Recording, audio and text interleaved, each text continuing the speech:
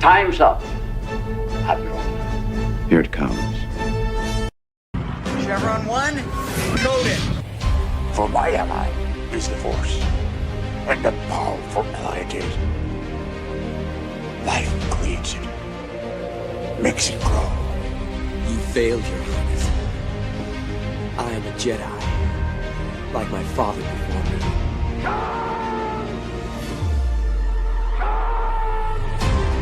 Cry hammer, and let's set the tongues of war. Chevron 2 is coded. Conan, what is best in life? Crush your enemies, see them driven before you, to hear the lamentation of your women. It's all in the reflexes. I'll also say that you're heavy into martial arts, Tai Chi and all that killer stuff. I suppose we have to register you as a lethal weapon. Chevron 3 encoded. And somebody ought to belt you in the mouth. But I won't. I won't. The hell I will. Chevron 4 encoded. Do you expect me to talk? No, Mr. Bond, I expect you to die. Chevron 5 encoded. You take the blue pill. The story ends. You wake up in your bed and believe whatever you want to. You take the red pill. You stay in Wonderland. And I show you how deep the rabbit hole goes. Chevron 6 encoded. Knock a while you can, lump boy. Great Scott. Backpass, man. I'm a scientist.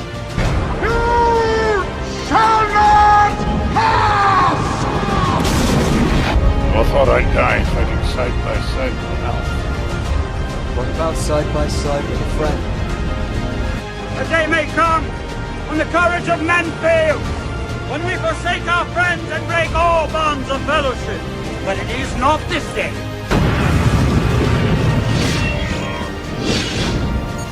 Chevron 7 is locked.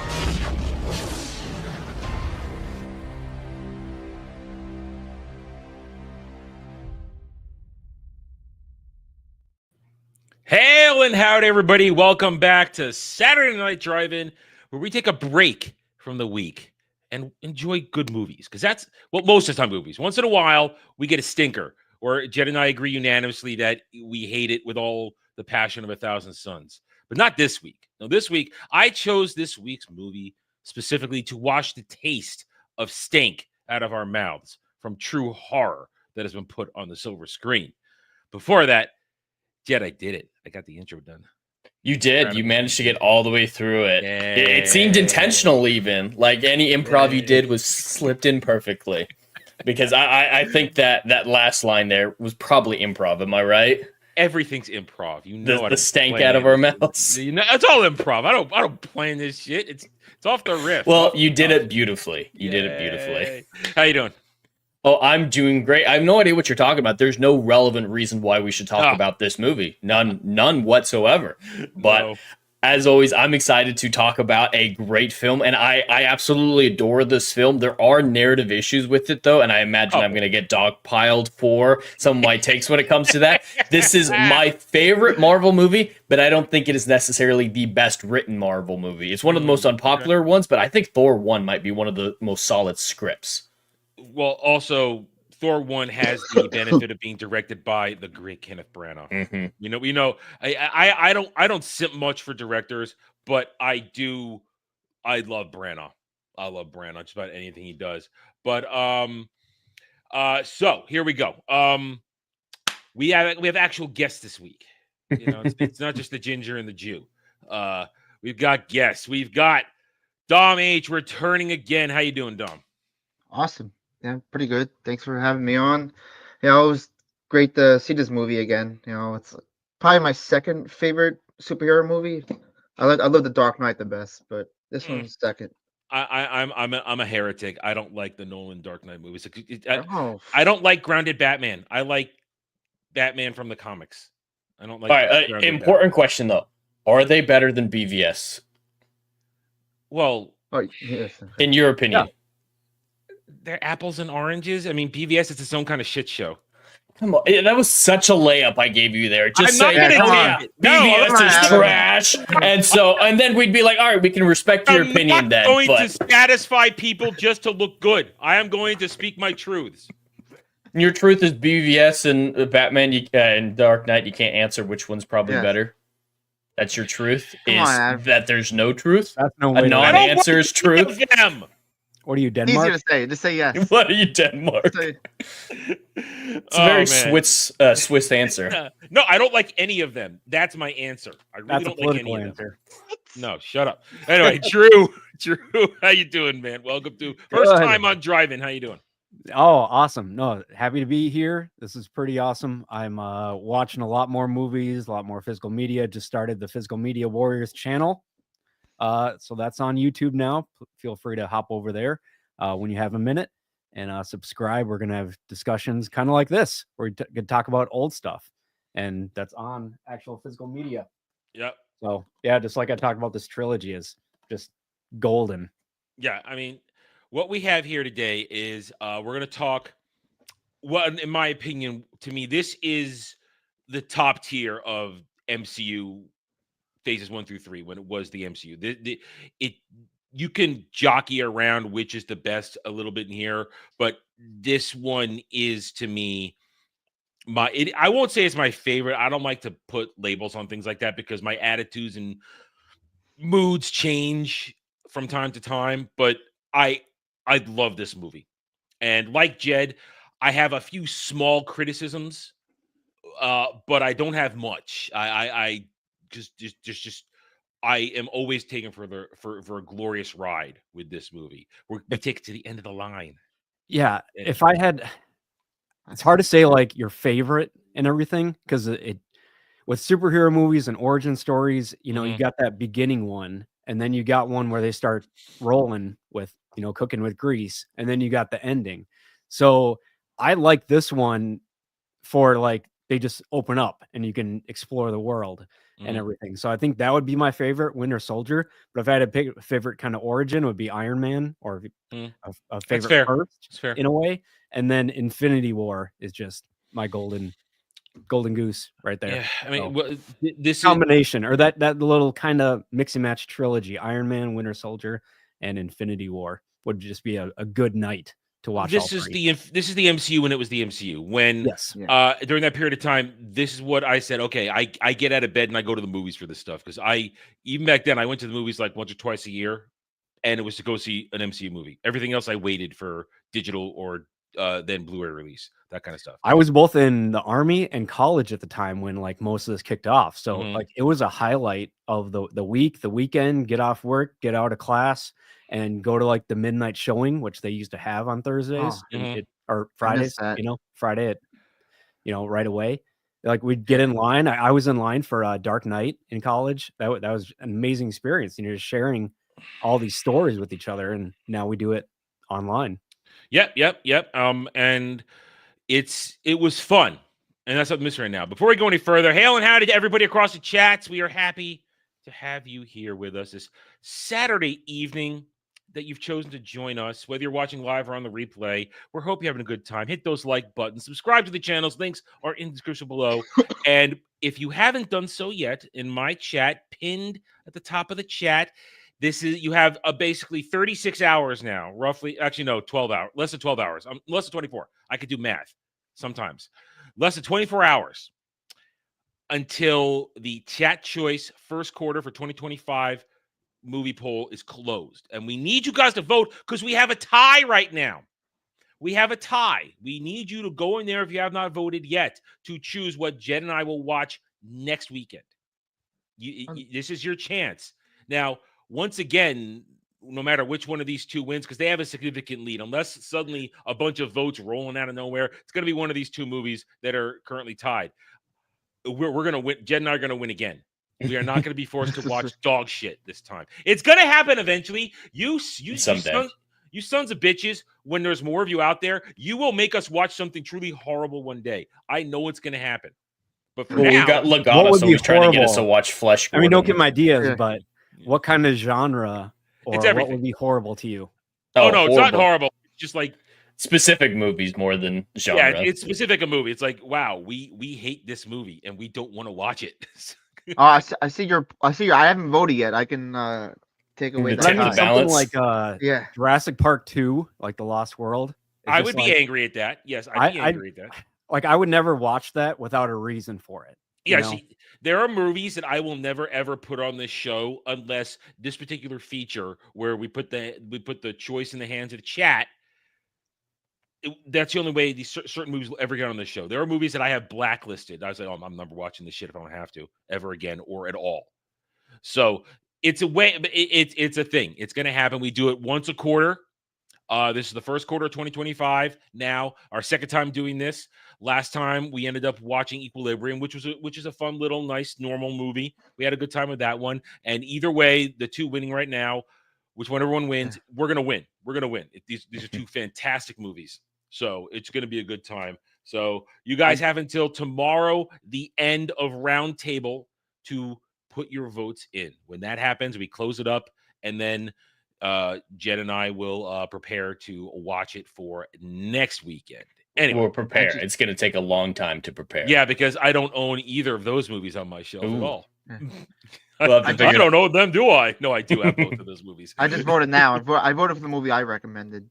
Uh-oh. So I didn't do anything for the tiebreaker. Oh, okay. Dom, you're supposed to not continue the tiebreaker. You're supposed to break the tie, man. Break the tie.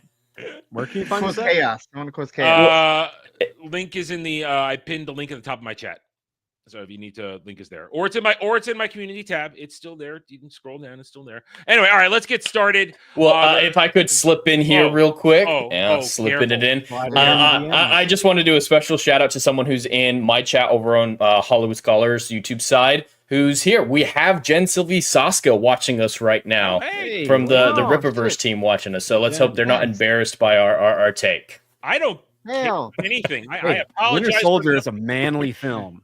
It is very manly. It's a good film. I apologize for nothing I ever said. Anyway, okay, so let's get going. Okay, so the year is 2014. We are deep into phase 2, ladies, of MCU, and we're having a great time. And we've just gotten through Avengers, we've gotten through Iron Man 3, and then here comes Winter Soldier. And if you're kind of in the know in terms of lore, comic lore, you know what's coming. You know Bucky's the Winter Soldier, you know all that jazz. Now, here's my little story. I've told before, but you know what? My channel, I could tell it again. Okay, so movie comes out. All right, movie comes out. Even though I said I go to the movies back then, I was so movies, I would wait a week. I'd let the crowds die down so I could have a nice, comfortable experience. Big fan. Shut up. My story. Anyway, so I wait a week. Cozy for Adam. I wait a week, and at the same time, there was a little show called Agents of S.H.I.E.L.D. running. And it was coexisting at the time. This is season 1 and sort of season 2, where they were still trying to work with the MCU proper. Well, anyway, here I am, season finale of Agents of S.H.I.E.L.D. season 1. And I'm sitting there watching. Okay, I'm excited. I'm having a good time. And I hadn't seen Winter Soldier yet. Well, goddamn show spoiled the twist of Winter Soldier with Hydra being S.H.I.E.L.D. And I just sat there. I remember saying like this. I was like, you mother! You spoiled the movie! I was so pissed off that they did They didn't that. have any spoilers, any previews, any indication it was going to go right off the movie in any kind of way. None. I was None watching whatsoever. same thing. I was watching it probably live or the next day. I remember that was like the last show that I was really watching every week, and at least in that time when it wasn't all streaming. Mhm. And so I was watching it, and I was paying some attention, but that really grabbed my attention and it was Garrett, right? And then it was the two. Mhm. I'm forgetting their names. It's been so long, but yeah, that was an incredible scene. But I just like they just. I was just like, you spoiled the movie. Now I went into the movie knowing what was going to happen, and I still loved every second of it. But I hate spoilers. I hate them with a passion, and I don't. And I hate people who do it without respect of people who may not see it day one, maybe even waiting 48 hours. And I think it was really cavalier of Disney, ABC, MCU at the time to do your season finale on the premiere of the movie, not realizing, hey, you know what? People aren't going to all go see it Friday night. Some people are going to wait at least 72 hours, 24, 48 hours over that period, 3-day period to go see it. But you just spoiled the twist of your movie in your TV show. That's a companion to what's going on. Rotten, miserable. And I hated them for it. I could definitely see you assuming that they wouldn't do that because earlier in the season, didn't they have a tie into Thor the Dark World as well? But that one was incredibly subtle and just kind of, hey, those events are happening. It was basically they were on cleanup duty after the battle in London. And that was it. Yeah, that doesn't spoil anything important. Just you kind of expect there's a lot of damage to clean up after a Marvel movie. Come by. Huh? The girl, I can't remember her name, the Asgardian warrior girl. Lady Sif. Sif. Yeah, Lady Sif did show up. But she showed up like a couple episodes. The thing is, she showed up after, and that episode aired like at least a week or so later. It didn't air when Thor 2 came out. Yeah, like there wasn't you didn't need to see either one. Well, you didn't. You'd be okay without one or the other, but with the Hydra reveal, it's kind of essential to both stories. It is the twisting point because we don't get. And now let's get into the movie. We don't get the reveal where Steve and Natasha go back to Jersey and go to the camp and find Zola in the computer. We don't get that reveal till halfway through the movie. A proper reveal. They actually lead up to it. You don't know what's going on. You don't know. Yeah. You don't know that they're Hydra yet. You don't know anything. But then you get the reveal as Zola does it. That Hydra has always been growing within S.H.I.E.L.D. Yeah, I got a note on that. It's just that buildup in the whole movie. I had a constant sense of something isn't what it seems to be in every character, in Samuel Jackson's scenes, in Steve's scenes, as he's like, trying to figure this stuff out. He's bickering with Natasha about, her doing a side mission and him doing the main mission, and compartmentalization. Yeah, there you go. And then that whole sense with just building and building, and then you, like you said, you get the Zola reveal, and you and I talked about this. I think it connects to going down the line. Taking out Stark's parents, and then the series of events that we learn about later with Civil War and Baron Zemo and all this stuff. Yep. I mean, that's how you build tension. That's how you build anticipation. And that's how you do a mystery. That's how you properly put all the pieces in place. Because at that point, we knew that Robert Redford's character, we knew he was a bad guy because we saw him talking to Bucky in his living room. Yep, we that saw was powerful. him, and he just ganks his maid because she walks back in. That's just cliche. That's have your bad guy kill someone for no reason, so you know he's a bad guy. Cliche. It probably gets some people. I mean, it's a trope. It was clearly like, will the audience know that he's really bad, or will they try to sympathize with him? Well, let's just be safe and have him murder some random lady, and that'll clear it up for them. Well, she's not random. She walked in and she's... Well, I mean, like, she's not an antagonist, or like she's not in a fight with him or anything like that. Just an innocent. Yeah. That's... Have him kill an innocent so you know they're evil. NPC. Cliche. She was an NPC of the movie. An NPC. All right, so let's start with this. Let's talk about the characters. Let's talk about the introduction of everybody into the movie. I think this is a fantastic reintroduction of Steve post Avengers, because at the end of Avengers, he just rides off onto the motorcycle. We don't know what he's going to do. Well, now we learn right away he's joined up with S.H.I.E.L.D. He went back to work. Going back to work because both Peggy and Howard Stark helped found this thing, and he wanted to help their vision, their desires come to fruition of providing peace and security by doing a little dirty work on the side, but not too much dirty work. Point is, you get a great introduction beginning with setting up a running gag for the rest of the two phases of the real MCU. On your left, we get introduced to Sam Wilson, who's Falcon. Let's just put that fantastic Falcon. Yeah. He's great in the role. Great character. I would have loved to see a Falcon movie in Phase 3. Yeah, that would have been great. Yep. Like a little late in Phase 5. Revealed a little bit at a time, and it's like a lot of us probably knew he was going to be Falcon, but it was cool to see the progress. of The how it little kinda got hints. there. Yep, And then yep. Cap and Natasha going to Sam for help, Mhm. Yeah, and it just was perfect timing. He's Well, like, and here's what I did. Fits. Mhm. Yeah.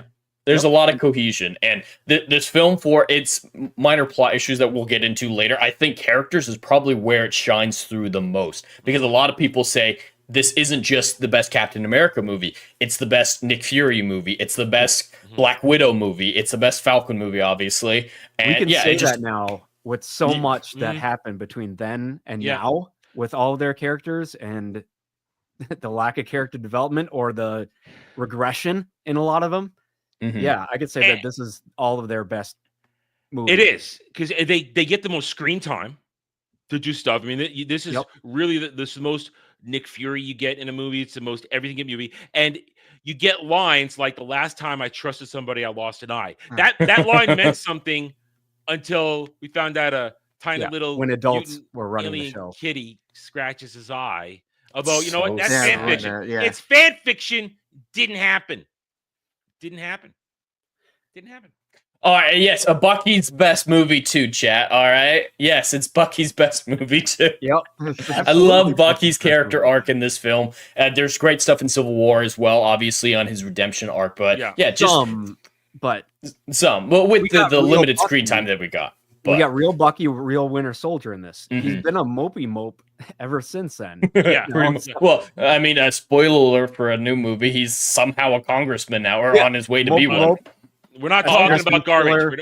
We are not bringing that garbage in. We're here to talk good movies. Positive. While we're talking about characters, there's one character that I have some issues with. It's even one that I mentioned. You mind if we go into him just real quick? Sure. I could circle back to Steve. It's fine. Oh, sorry. I that was a few transitions ago. Sorry. But yeah, even though I said this is the best Nick Fury movie, I have a big issue with Nick at the beginning of the film, mainly his reaction to the Avengers. Now, after the events of the first Avengers film, it's completely logical for him and S.H.I.E.L.D. to go, we need radical change to be prepared. I mean, it kind of fits in with their whole using the Tesseract because they met Thor in the Avengers film. That progression made sense.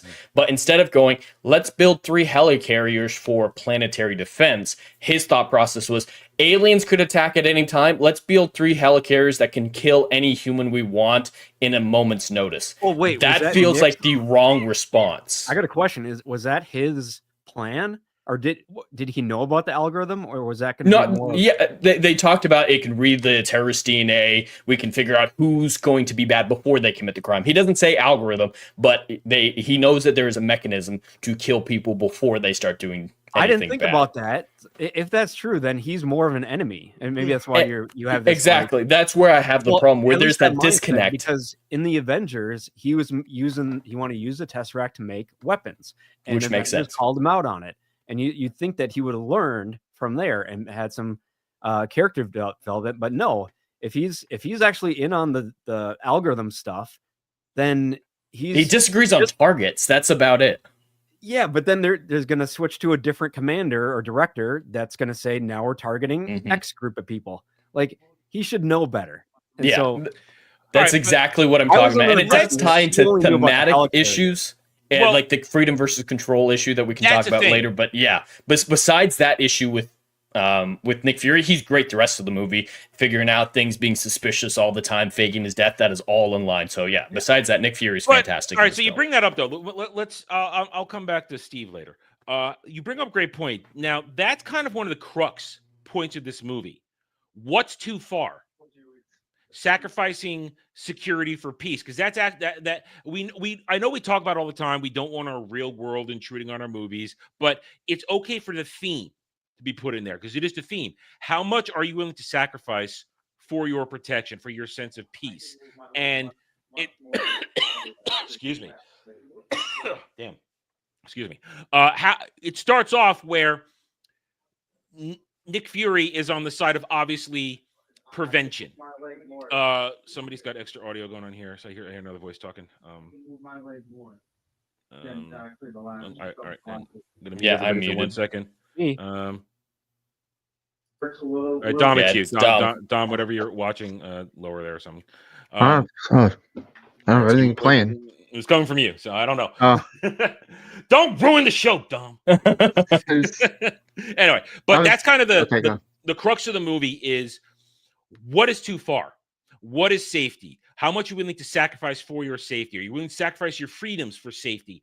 And it delves to the idea of it's a kind of a morally gray issue. I mean, what's too far? And the thing is, the movie, as a movie should, puts it in your hands to make your decision for it, you know? I think. And one reason I like Civil War is because it's a direct, or not a direct, but it comes from this movie where Steve sees how different people with different agendas. It's a sequel. Yeah. It's basically, well, it is a sequel. Yeah, you're right. It's number 3. But Iron Man didn't go through all that in that same situation. So he doesn't see it from Steve's perspective. As well as, the rest of them. That's why I like, Civil War, because they actually, all the characters have a reason for doing what they're doing or switching sides or and then you have the issues that come out of Age of Ultron that added into it. There's a whole it's like they actually built a story. Yeah, they're connected. Unlike the last 5 years, 6 years, whatever it's been. And all you need to do throwing is stuff out there. watch one movie and then the next one to know what was going on. You didn't need to do another 12 hours of homework to catch up with garbage. So it's an interesting point. And whenever I watch the movie, I always find myself thinking, and maybe it's because I've lived through these times, and I think to myself, I'd love to be able to stop something horrible from happening before it does, considering loss of life and this and that. But then I think about the idea of, but am I willing to sacrifice, for lack of a term, the rights of the Constitution, at least in this country, that protect your location, us? your property, your voice, your intellectual property. So it makes you think, and that's why I think this movie is a step above a lot of the other MCU schlock, as it were, where it's just in your face, let's have a good ride.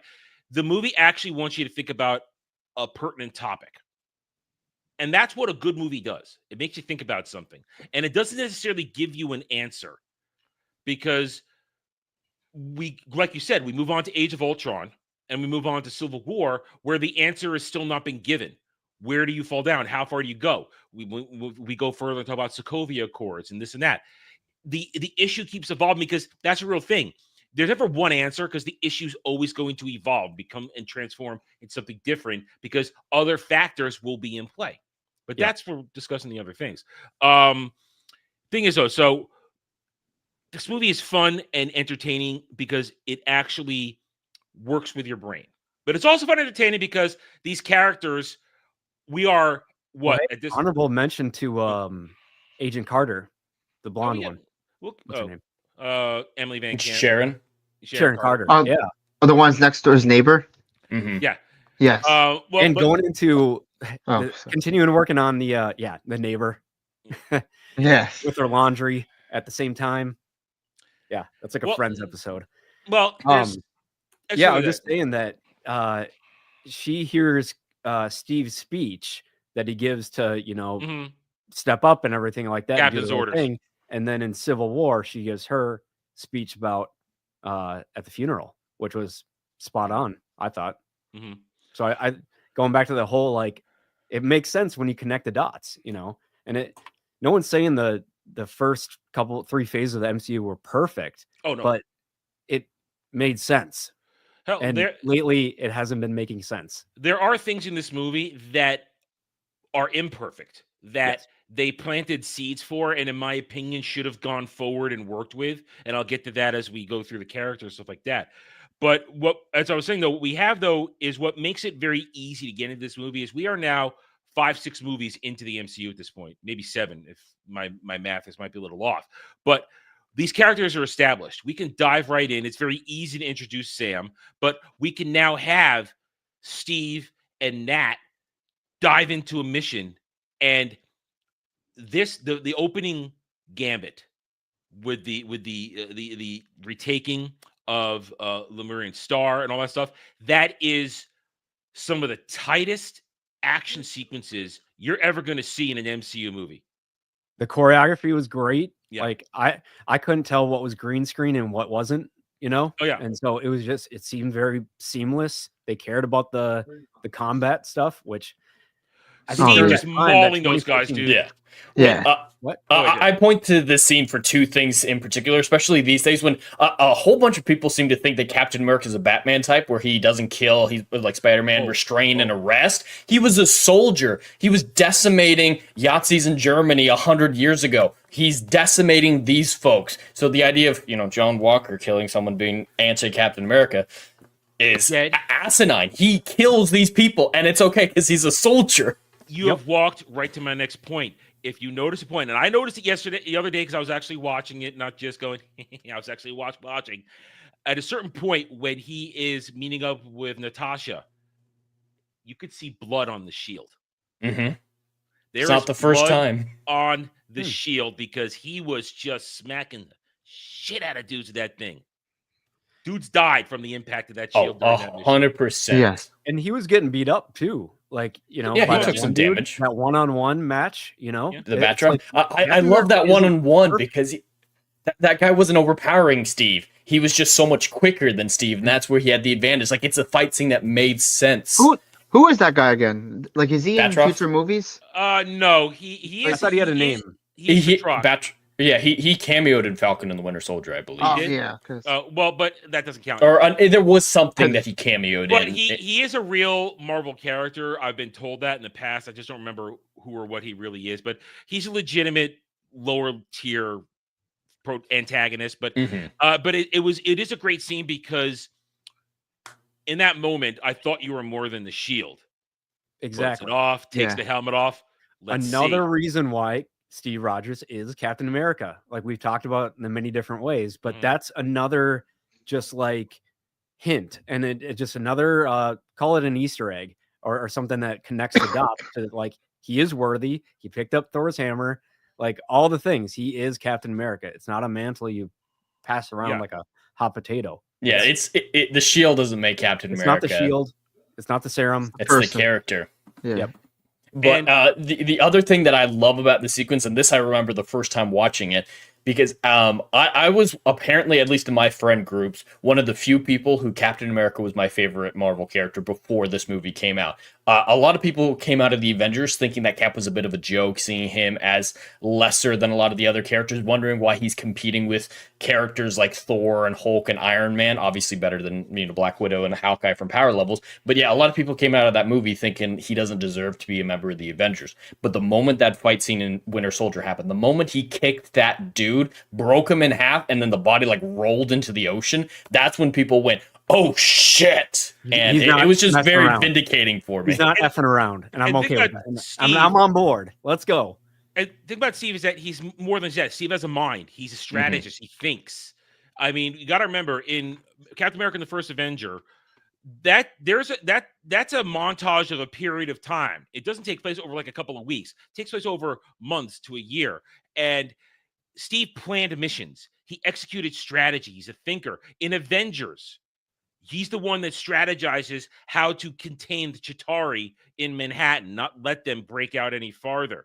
And it's two things: it's strategy, and then it's communication and leadership. And it's basically getting what you have. You come up with a plan, strategy, tactics, and you got to communicate that in a way that your colleagues, your soldiers, your subordinates can understand, and then do their individual job.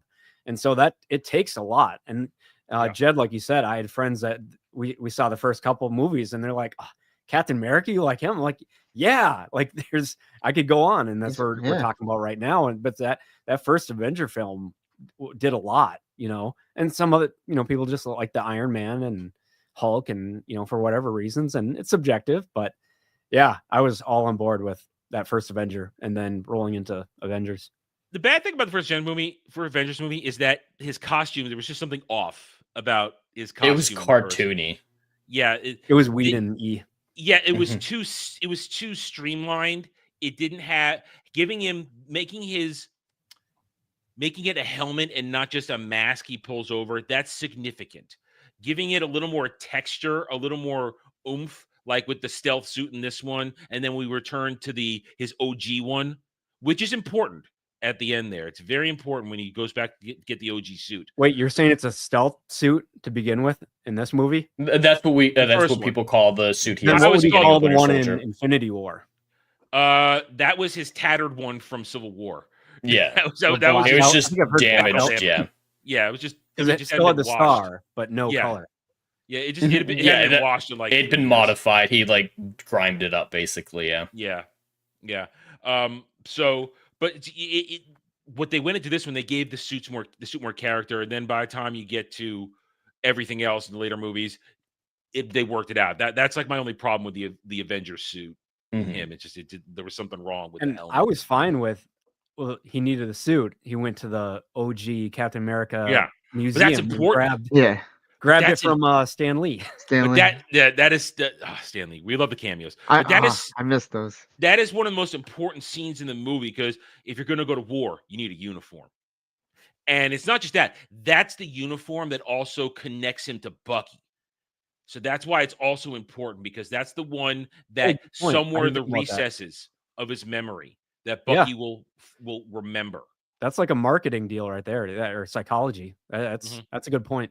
Because Yeah. the fight might have been different. It was just Captain America in jeans and a reacher style, type deal. But instead, it's a uniform. I love the moment when Cap at the very end of the film takes off his helmet or his mask to really connect with Bucky after the helicarriers have been stopped. Because and this might be my headcanon, I might be reading into it, but I imagine that a very important moment in Bucky's life was the moment he fell on the train, and that's what Steve looked like in that moment. The suit with the helmet off, probably one of his strongest memories that's trying to fight through the memory block. And so Steve is evoking that in nearly every detail. Yeah, good point. That's a great line. That's great. I didn't never think thought of about that. That's pretty good, because they do show that earlier in Bucky flashbacks, the falling off the train. So I wouldn't be surprised if the Russos did that on purpose. I wouldn't be surprised at all. But so we have this reintroduction of Steve, and it's just a badass introduction too. And I'll bring it up now. Usually I save it for the end of the show, but I must bring it up now. You get a taste right away of how epic this soundtrack is. This is one of the best soundtracks in all the MCU. Especially leading it to the theme of it. I'm not going to hum it. Sometimes I'll hum it. I'm not going to do it today, but it culminates in that sort of thing, because there are my two favorite scenes in the movie is first the introduction, the opening gambit, but then I love the escape from Triskelion, where after the elevator scene, and they try to stop him, and he just goes through the elevator, lands on the shield. And then they try to stop him. He's already out of the garage. And then he comes out of screaming out of the garage on the motorcycle. And the theme is just pumping through there. And then with just himself and his shield, takes out a Quinjet. Well, that's when it that changes, moment. right? So that's all the lead up gets to a certain point.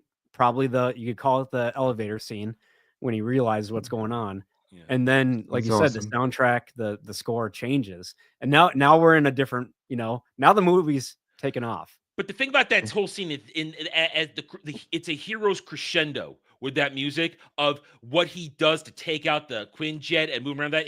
It's heroic, and it invokes, and you're just going like this. Yeah, oh my God. Of course, and it starts with, all right, before we get started, does anybody want to get off?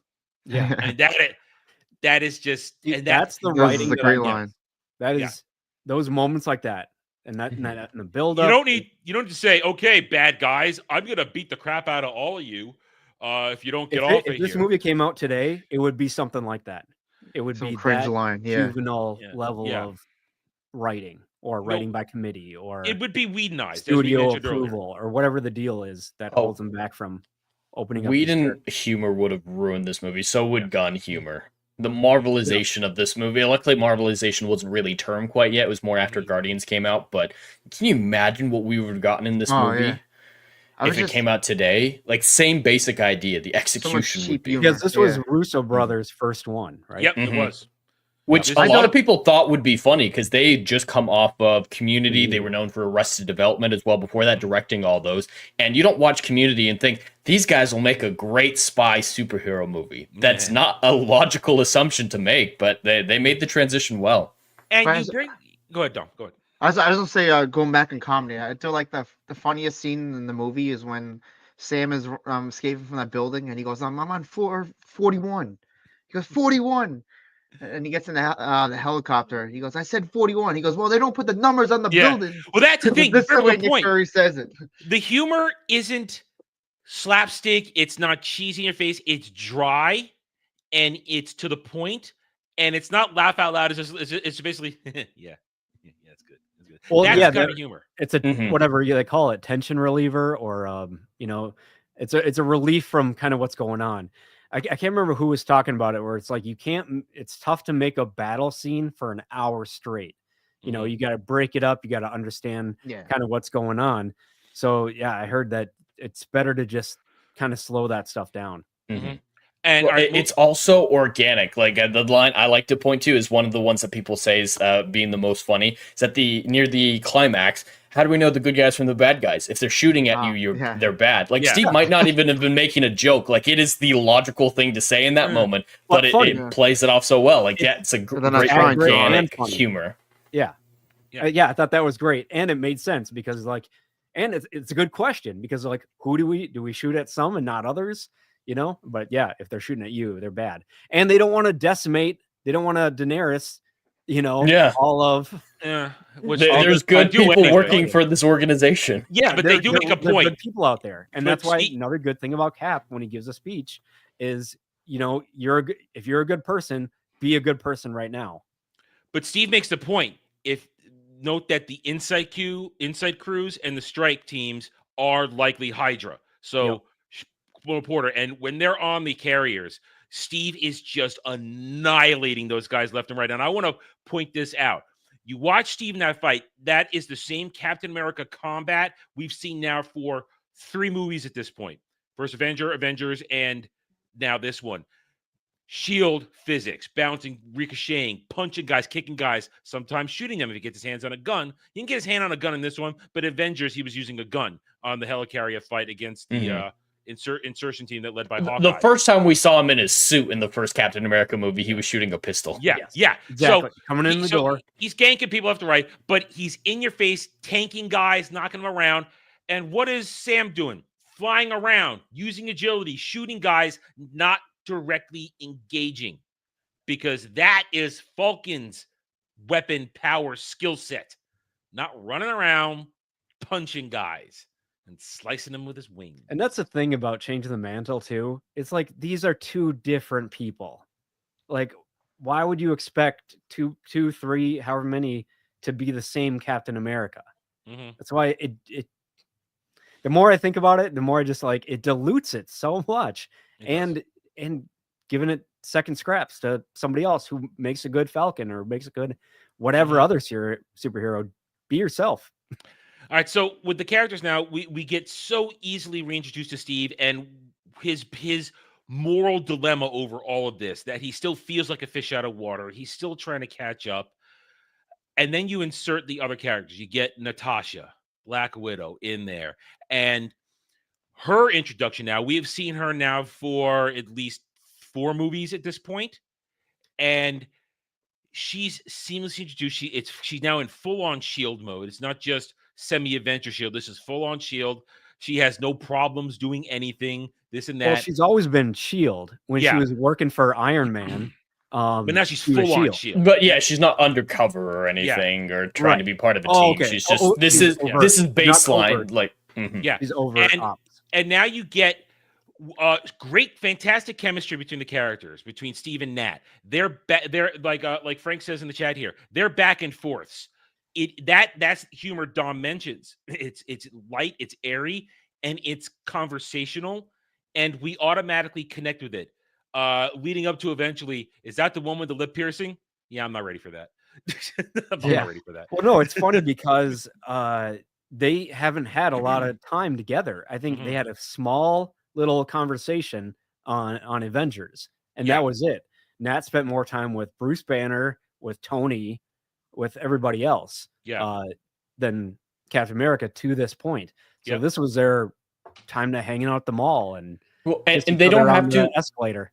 They don't have to do explicit exposition for us to understand that they've been working together since Avengers, that they've developed this relationship. Like, one of my favorite moments of seeing, like, oh, they've been a team for a while now, is on the Lemurian Star. Even when they're fighting with each other, when Batroc throws the grenade and they jump through that window, she immediately shoots her gun and breaks the glass for him. Like, that is just flawless teamwork without communication. It's a very good way to seamlessly introduce They had exposition. trained for that in some kind of way, either talking about it, planning, experiences, or just time on tension and just doing the training stuff for a long period of time, either at Shield or in other ops that we didn't see. Either way, now it was show don't tell. You get and you get great show, because in that moment, and that's a key moment after they've had their playful banter, this and that, and where they're used to work each other. Steve is pissed because she didn't communicate with him, and it screwed up his end of the mission. And she goes, "Okay, yeah, it was my bad." And he says, "Yeah, damn straight it was." You could see that it actually hurts her in her expression that she effed up. And now here's where I want to take the discussion. I think that their relationship is fantastic in this movie. And agree or disagree, I felt like the Russos were laying the groundwork for a Steve Natasha romance, and that then Whedon just said, "Oh, F that, I'm not gonna do that." Well, and go to Bruce Banner. For no reason. These weird, awkward conversations about uterus and removal and I could definitely say that the Hulk romance is a bad choice in Age of Ultron, but I hope that the Russos were not planning a romance. That's my opinion. I don't think that Black Widow and Cap should get together. They have in the comics. They've done it in the comics. But in the movies, I love their friend relationship. It's built on a real life friendship. That's why it feels so organic. But I think it would have diluted a lot of the other stuff, made it be like, oh, it's so sexual. And it made the kiss joke even funnier, where it's just friends kissing. And then Endgame, they're the two people left supporting each other. Yeah, and it's not. It does change things. Yeah, that's I think it's way more powerful. It might have gone more CW because she doesn't relationships. Because then if they're together, then that's all they can really do. And then if they break up, then it's that weird tension. Either over exactly, it would feel too CW. I disagree. I don't think it would have CW. I think it would have been a slow, proper burn. You light the fuse in this movie. You carried over a few movies. And then when you get to Endgame, they're kind of all they have at that point. And it would have been a natural progression. And it would have saved us the awkwardness of Sharon Carter in Civil War, which goes nowhere. That is weird. They had more scenes in Civil War, hooking up or talking and doing their it's thing. more weird with the revelation that she's actually a Carter, because we don't get that in this movie. So their flirting, I think, is fine. But when you find out she's Peggy's niece, it's just weird. So I don't like the Sharon romance up until when he went under the ice. But then in Endgame, when he goes back and now he's actually in whatever timeline. Yeah, he had a relationship with her.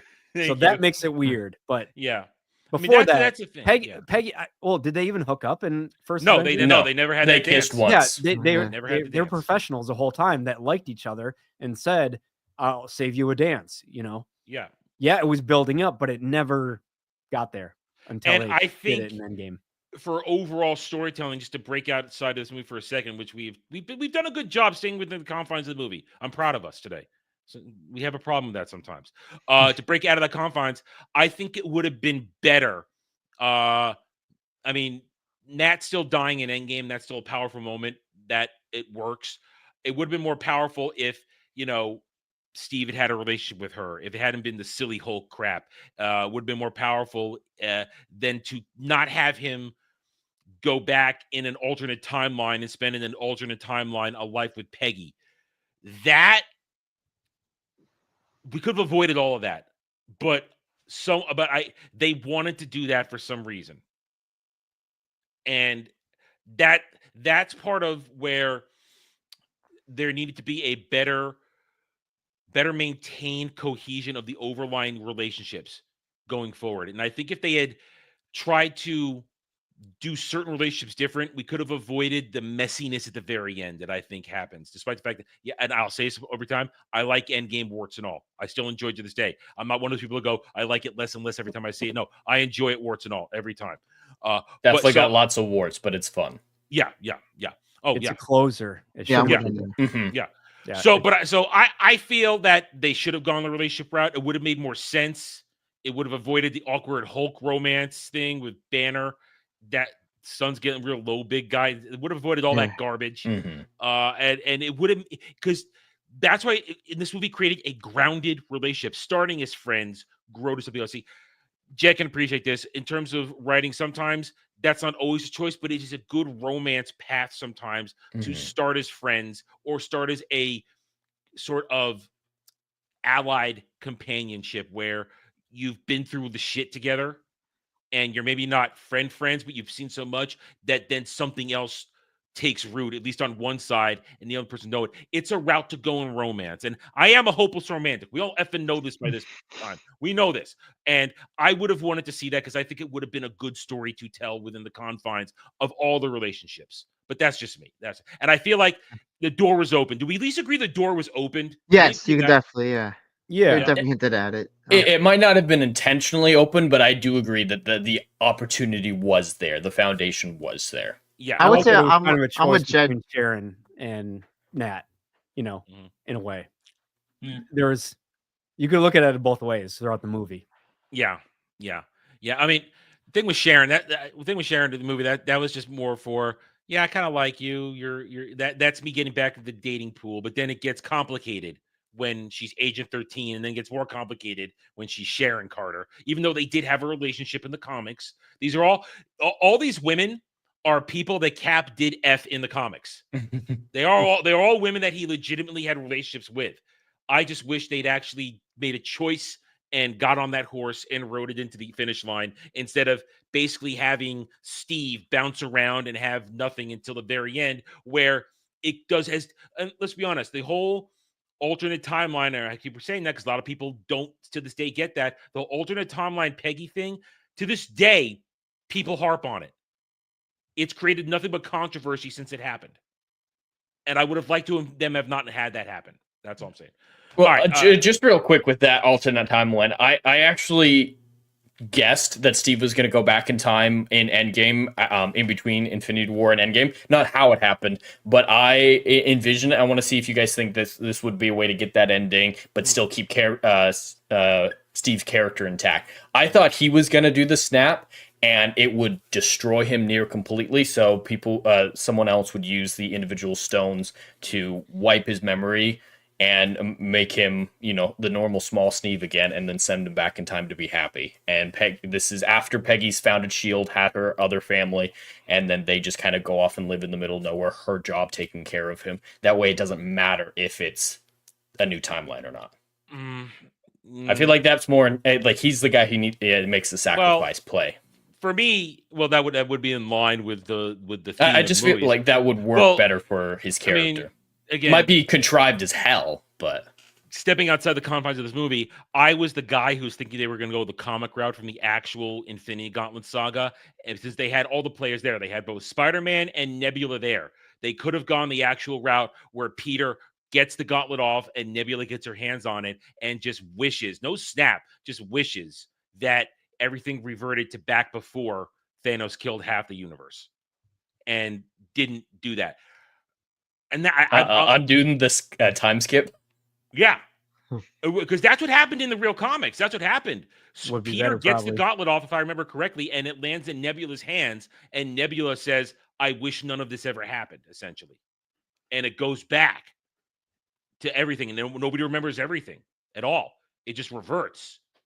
So I wish they had done that. Again, it would have avoided a lot of controversy. And because I'll say it again, Dragon Ball time travel rules don't work.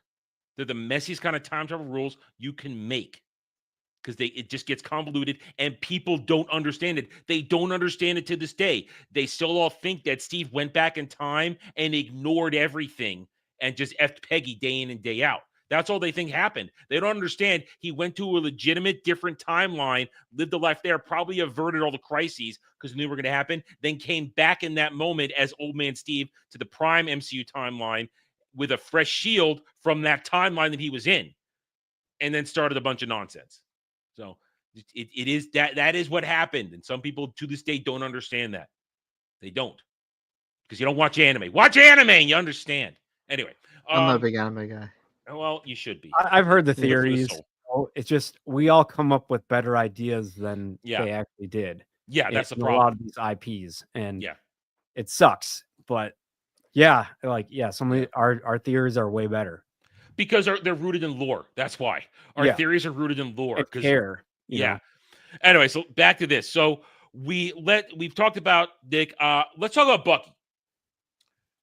I think it's a fantastic way to the way they do the Winter Soldier up until the reveal. Even though when you see him talking to Robert Redford in the shadows, you could see Sebastian Stan. Right? Yeah, you tell who it is. You can tell right there. It's I spoiled couldn't right tell. there. Well, they named it the Winter Soldier. Anyone who Googles, hey, what the hell does Winter Soldier means, has it spoiled. So, to be fair, most people kind of knew it was Bucky going in, unless you were an ultra normie, which is fair. But I mean, no, I had an idea. Most people knew.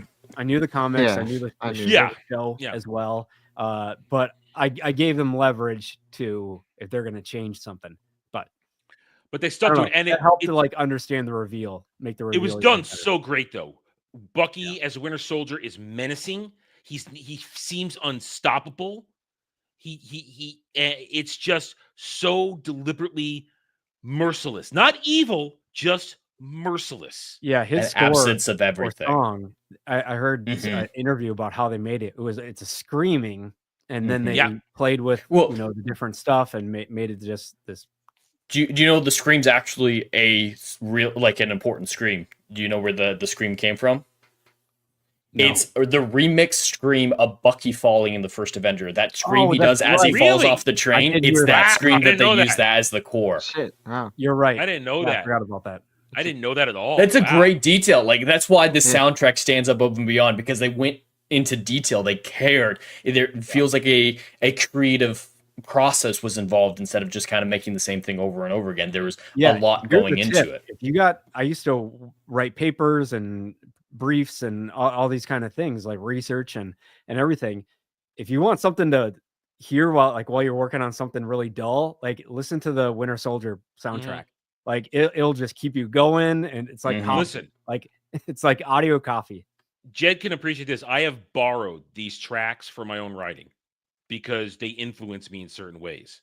And that's how to me, that shows a powerful soundtrack. It's so good, I can take it and I can separate it from its proper scored scene and readapt it something else because it's so good. It has such beats, it has such moments that I can overlay an entirely different scene on it and make it, or character, put a whole new character in their identity and still make it work.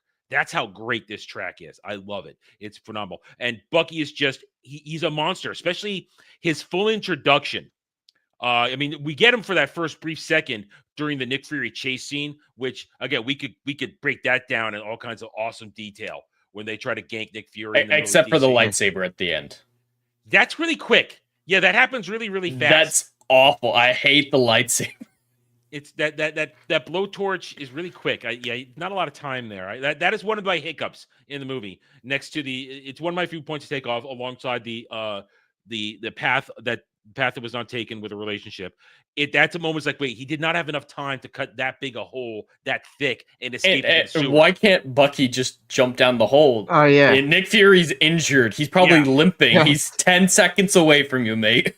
It's a little next scene. Yeah. But it's a powerful entrance, and then his reintroduction when he supposedly fully ganks Nick, and Steve gives chase in an epic moment because that's a super soldier busting through windows, busting through walls, chasing down another super soldier. That's fantastic. But so everything Bucky is great. Even then the reveal, Bucky, I don't know you. I'm trying to kill you. It just works so well. I love it. It's fantastic. There's one famous criticism of Bucky in this film, and I want to get your thoughts on it because I think there's an easy justification for it, but it's out there enough that we need to address it.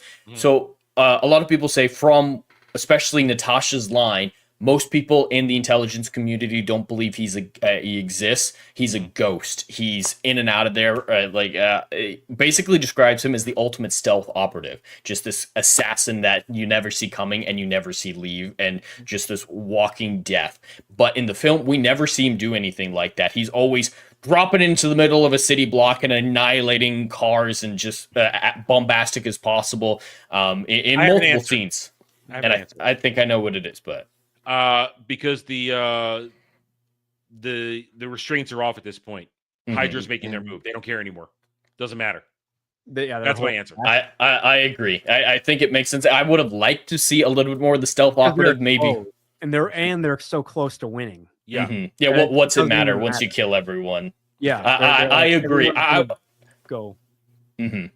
No, I 100% agree. That is the justification. I just wish we would have seen stealth Bucky at some point. I understand what you're saying, but my answer is that it doesn't matter anymore at that point because they're like, oh, this is our end game for lack of a better term. That could have been a Disney Plus show. I keep saying this, like for certain really cool ideas. If we just had a 6-episode thing of Bucky being the Winter Soldier from and set up the present World War II to Winter Soldier time.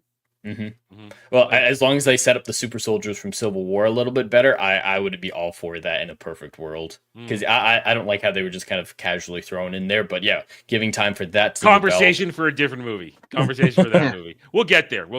Yeah, that'd be a good one too. Yeah. Well, we have kind of broken the theme. This is our first MCU movie we've done on this show, and clearly it's not the first MCU movie. But MCU is a special case where I think doing them out of order, however you want, is fine because they're popular enough. Yeah. We're not going to go down the line because I'm not doing that. No, we are not going to start with Iron Man and go down the line. Not going to happen. It would take too long.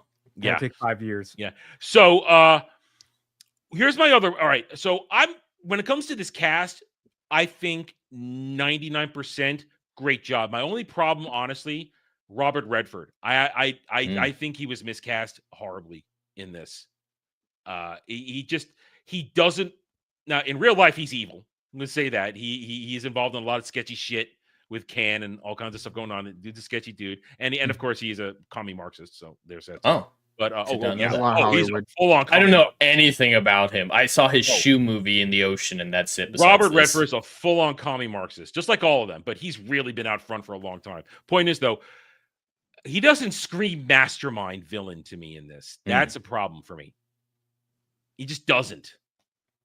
And his matter-of-fact way of doing the whole thing, I just don't buy it. And also, there's a problem early on, right before the elevator scene where he goes to have Steve come up talking about Fury's death.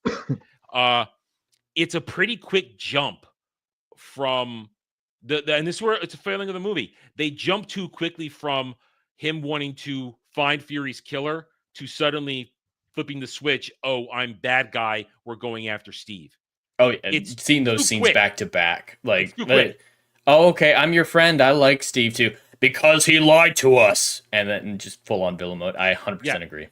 That's one of the few flaws in the movie for me. That was quick. Go ahead, Tom. Yeah. Oh, you want to say well, I guess he was just suspicious of like he thinks he's hiding information from like Nick Fury stopped at his house. Like he's not, but yeah, it is kind of quick. I see what you're saying. Yes, it feels too forced because because then when you go to the conversation in the elevator, it's nothing personal, Cap. Oh, it feels personal. Everything from that point on, we realize, like you guys said earlier, something is now building. We're going, but it's too quick in that moment. There was the only reason I can say to the otherwise would be Robert Redford realizes that Steve is lying. So through his training, through whatever, through technology, whatever they got, he could. Because Steve does lie. Oh yeah, to him in that scene, and so I think Robert Redford picks it up and he said, "All right, we can't." I think he knows that they can't turn Steve Rogers. They were never going to turn him. Just I like think they know that because so then that's why. Okay, him going after Cap makes sense. Like being like, oh yeah, he's an uncontrollable variable. That makes sense. That makes sense. He's publicly doing villainous things. It'll be an obstacle. The transition is poor to me though in the story, the movie. It's literally a 30-second transition. We needed one more scene to get us there, I feel. Well, one version of this sequence that I've thought of is Bucky is a super soldier, right? And you can capitalize that in your fight against Steve on a more stealth level because Steve is an uncontrollable variable and he's going to be hard to kill. And if you're going to kill him, you're going to need to turn public perception against him. So have Bucky kill Nick Fury in a way that seems like a super soldier is the only person who could have done it, and frame Steve for it. That way he can be like, hey, he killed Nick Fury, so I'm totally justified in hunting him down now. That feels more like a Hydra way of going about things, a little bit more subterfuge involved, utilizing Bucky's skill set to their advantage. That feels way more intelligent. That works. It's like I said, they just needed to do one more thing to get us over the finish line of, oh, they're bad guys. Not telling us they're Hydra yet. The Zola reveal, like we started the show with, that's a brilliant reveal. To have Zola be the one that tells it all right in that way, in that fashion too, with the clips and the video and all that kind of stuff. It's great. But we needed one more thing to know. Okay, these guys are not kosher. There's something wrong with them. And that's like my one of the few faults. It's one of the few things that is my deductions for the score tonight on the movie. Let's see. You guys have anything you want to bring in? I'm just wondering who would turn to Hydra and win. You know what I mean? So that'd be a cool thing to break down, is like who got in right away, who made the switch, just recently, and then who's been at the longest, have a little bit more Hydra lore in the MCU canon. That would have been interesting because Zola makes it appear when he does the breakdown that he planted the seed and it grew over the decades. Yeah. And not all of S.H.I.E.L.D. is Hydra, because there are that moments, which are great moments. Of course, Captain's Orders, it's great moments, and other people who are trying to get in the way of the Insight crew gun them down. And at one point where when Steve and Sam have started their assault on the carrier, a crew of Quinjet fighter pilots are walking out and saying, we're the only cover Captain Rogers has. And then Bucky comes out of nowhere and just annihilates them in gruesome, kicks one dude into a turbine. I remember that. Yeah. Kicks one dude into a turbine. It's a massacre right there. And I always feel bad in that moment. It's like, oh man, Steve was going to get back up. And then no, Bucky's like, no, you're not getting anything. I'm going to kill all these guys. I was gonna say about Bucky, like he just feels like a total like one thing like a movie, like the villain you need a great villain, and like I look at him and like he's a big deal. And like just that scene when he fights Captain America, like that's just like one of the best hand-to-hand combat scenes in Marvel, I feel like. Oh, you're right. Like, both of them. The street fight and then on the helicarrier. And also because in a sense, at one point, Steve is both not holding back, yet holding back. Because you see moments. At one point, Steve, full strength, lifts him off the ground with a chokehold with one hand. But then other moments, he's holding that because to the point where before they go into this, Sam has a conversation with him. He might not be the kind you can save anymore. You have to put down. And Steve, he wants to save his best friend. He's going to save his best friend to a point later on where it's detrimental to his entire storyline. And that scene at the end, like not to get too gay, but it's like that is like an emotional scene when he goes, "I'm here with you to the end of the line." End of the line. And he goes back to reference when he loses his parents. Yeah, and so we leave on hope that Bucky's changed or can change or isn't fully gone. Or how you want to put it. Great scene. It's a great ambiguous ending for Bucky. And it works because also you realize the whole thing, we bring it back. He went and got his original suit, which can't take the punishment that his modern day suits do. Because his modern day suit probably would not have been breached by a modern day higher caliber gun that Bucky was using. Because back then it could deal with World War II munitions. But current day, it couldn't handle a higher caliber gun. His stealth suit or his Avengers suit, he wouldn't have been shot 3 times, and he would have been injured. I don't think there's any implication that his suits are supposed to be bullet resistant.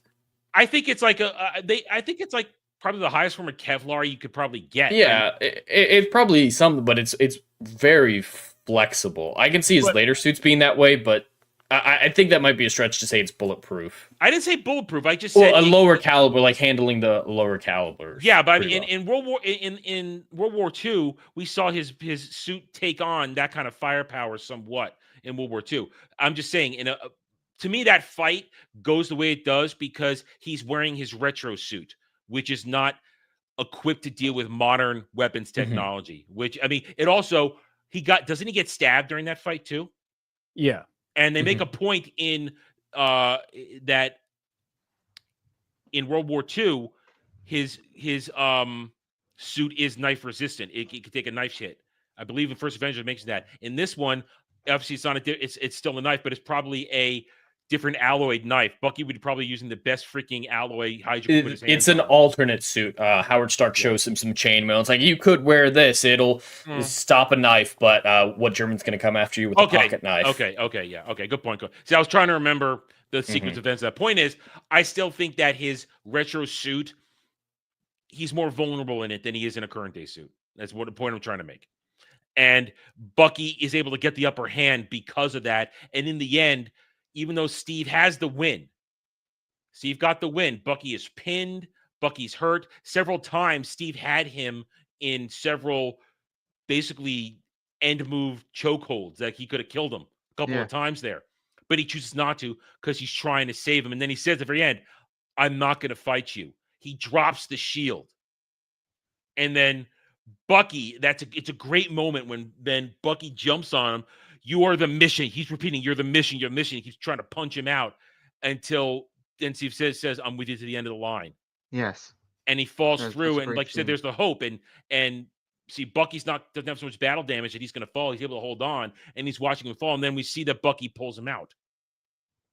And where is he on this? And then, of course, it leads to the stinger where Bucky's in the museum, the final stinger, and he walks up and he sees himself in there.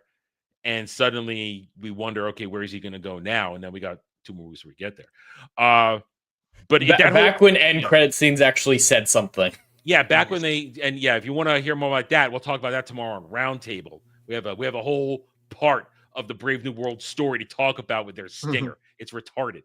So the whole final sequence of everything in this movie with the revelations, I mean, the growth of the characters or maybe not so much growth, but showing that Steve, no matter through everything go through, is still Steve Rogers. He's still the guy, the small, scrawny dude who took the injection to be a protector.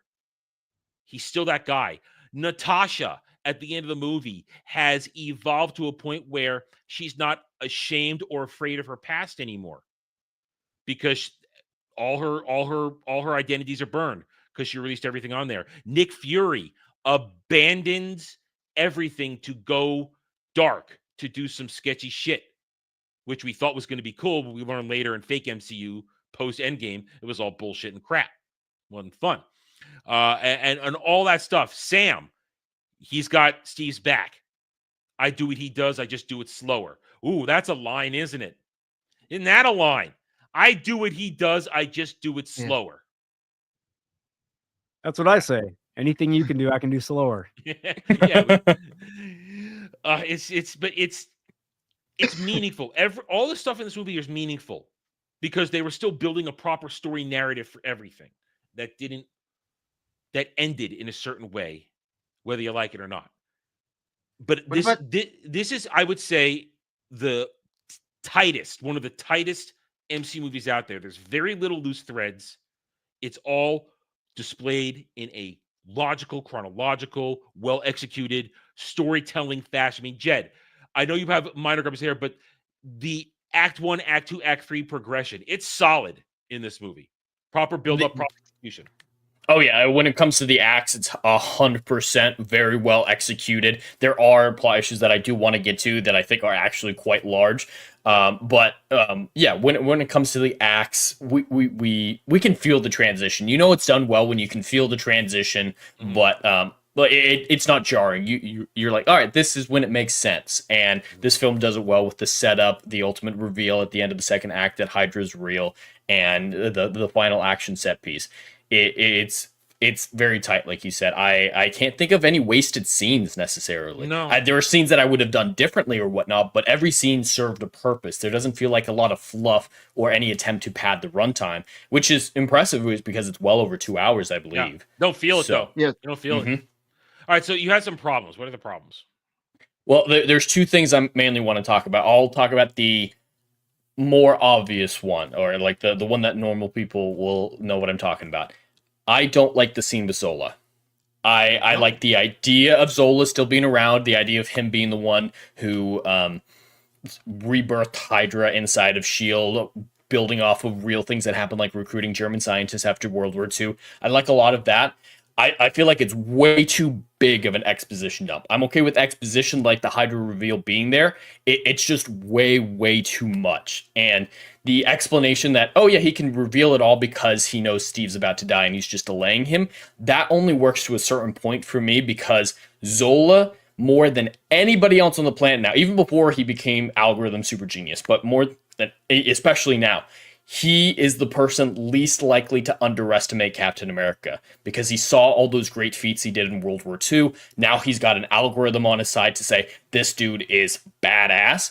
So assuming, yeah, he's going to die, so I can tell him whatever I want, doesn't quite work as well with him, I believe. And the more logical route is, yes, delay him, but you can do that with misinformation, Hydra's strong suit, with lies, with there's plenty of other ways that I think Zola would have done it in this situation to still delay Steve without revealing too much. Because him just being there, I think, is a good reveal that Hydra is still part of S.H.I.E.L.D. Like, he's in a S.H.I.E.L.D. base. He's under a S.H.I.E.L.D. base. This Hydra scientist is down here, and then Steve can make the connection. If Zola's down here, is Hydra still around? Like, make it more a coming to the realization rather than, I fooled you. It feels cheap, and I think there's better ways of doing all of that. Having done this with you enough times, I understand where you're coming from, because I understand how your mind works at this point. But I love it. I think it's great, because I think the whole scene structure softens the exposition dump by seeing the clips, by showing the murder of Howard Stark, by showing how Bucky is interwoven into all these things. The Winter Soldier, the one who's the pressure point, who makes these things move over, who alters world events. I think it works as an exposition dump. I think I don't feel. It doesn't even feel like an exposition dump to me. That's where I am on that. It just feels like it's a well choreographed villain monologue, and I can forgive Zola, to your point of being the one who should not underestimate Steve, because Zola thinks he's won, and every good villain in their moment of triumph in comics will monologue to their detriment. They're gonna monologue. I'm gonna monologue. I still hate that, though. It's so cheap. But it's true. It's how it works. It's true. It's how it works. You know this. But should it? All right, go ahead. Thoughts, guys? Just like I was okay with the misdirection. It could have been a lot better. It could have been a more thrilling end. Or sorry, I guess I'm thinking about Civil War now. But yeah, the Zola stuff. Just going back to that, it's fine to me. It could have been. They could have, like I said, you could have understood who was Hydra early on and who did the behind the scenes in a quick little montage kind of way or whatever it is. But it's a lot to take in that all of S.H.I.E.L.D. or most of S.H.I.E.L.D. or whatever has been Hydra for X amount of time since. Like, how did Zola get in there? You know. I still think it's okay to have the reveal of Hydra in there. There was just so much extra information that we didn't necessarily need. And I like that idea of Steve being like, this is a S.H.I.E.L.D. base with the secret lab that Zola's in, and he's doing secret stuff with this USB. Oh my God, it's Zola. Is Hydra, like, making it more about an intelligent reveal. But you bring up Civil War, and I think that's an excellent example at the end of the film when Zemo reveals what he's been doing the whole time, of a villain exposizing for a reason, because he's trying to elicit an emotional response in Tony. So all his exposited information, his evil plan being revealed, is meant to get a reaction and accomplish something. So it's part of his plan to reveal. I think that's a perfect example of then just talking justified to the audience. Yeah, which the last I love how that played out from an expositional standpoint. Yeah, that's what made me think of it when you were talking about that earlier. No, I got what you were saying when you were like, oh, I was thinking Civil War. It's like, I know which scene you're talking about. All right, what's the other thing you want to bring up? It kind of ties into something that Zola said, but the theme of the film, when it's watered down or like brought down into a few words for most people, is freedom versus control or security. Freedom versus security, which is a big thing that Hydra's been dealing with even since back in the day in World War II. But that encapsulates the idea very well. I don't think it's very well executed when it comes to Hydra's plan. When Zola says, we learn from the mistakes of Schmidt that you can't take away people's freedom to accomplish security in this great world that Schmidt envisioned. They learned from those mistakes, and that's why they became the stealth organization inside of S.H.I.E.L.D. But the plan of the film isn't utilizing any of the major things they did. Zola said, oh yeah, we've been breeding fear. We've been preparing this world for people to give up their freedoms voluntarily. But they're going to go right to mass murder. Exactly. The helicarrier plan in no way capitalizes off the last 70 to 80 years of what they've been doing and actually reverts back to Schmidt's way of doing things, because he was going to blow up a bunch of cities.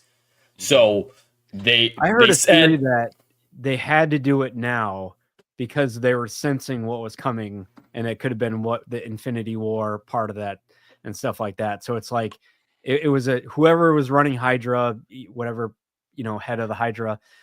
It was they supposed had to be Robert Redford. He's supposed to be maybe connected to Loki. That changes things enough that they would have had to say it. That's as the headcanon, I can see it working, but yeah, that would need to be included in the film. But yeah, they say we learned from what Schmidt did. We went to secret things to make people give up their freedom, and then all of a sudden they're like, we're gonna implement this plan we've been building up to by not letting people give up their freedom, just murdering everyone who won't give up their freedom, and doing what Schmidt was going to do the whole time. It feels inconsistent to me. I hate the helicarriers. The helicarriers don't make sense with Nick Fury. They don't make sense with what they've portrayed Hydra as. They don't make sense in freedom versus security, because they don't provide security. They just kill enemies. Here's the way I see it. And again, there's no real evidence. I'm trying to just operate with what you're posing right here. It feels like to me that once the helicarriers are up, it wasn't originally going to be one mass murder. It was going to be stealth murders using that thing. Well, they still need the justification. What are they going to tell people? Right now, they go to the mass murder because now I think they rush the agenda at the end there. It's like, we're rushing to the finish line. Now we're going to go mass murder instead of stealth, killing people one at a time. And there is an era in that whole thing, because remember, this is Winter Soldier. We still have Age of Ultron, and then Civil War. At one point, and I don't get, and I thought it was cool when he did this, but now looking in the whole thing, killing the key people.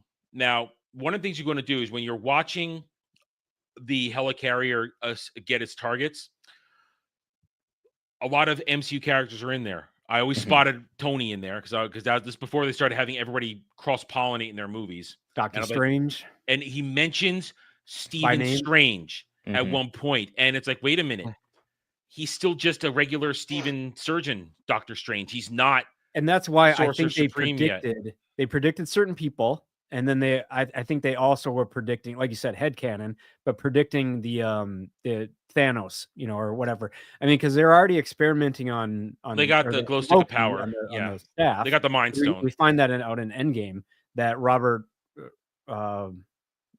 Age of Ultron, that they had the staff the whole time. Yeah, they had the staff the whole time, and that's how they made, the Scarlet Witch and Quicksilver kind of deal with that, the experimentation. But then also Robert Redford wanted the Tesseract. Remember, we find out in Endgame when they went back to the Avengers moment. So it's like Robert Redford was Hydra back then, and they almost got their hands on the Tesseract, which would have been the same as S.H.I.E.L.D. having. But instead, Thor insisted on bringing it back to Asgard or wherever. Went from there. Yeah, Asgard. I mean, so that's a problem. There's retconning going on then now. There's retconning. Yeah, and that's another. Which is another knock to Endgame. Yeah. Well, there's retconning in this movie with Hydra being involved. Some logical leaps, like yes. Robert Redford tried to get the Tesseract in Endgame during the events of the first Avengers film, but I've seen no legitimate justification to explain why they didn't get it in the 70 years that they had it previously.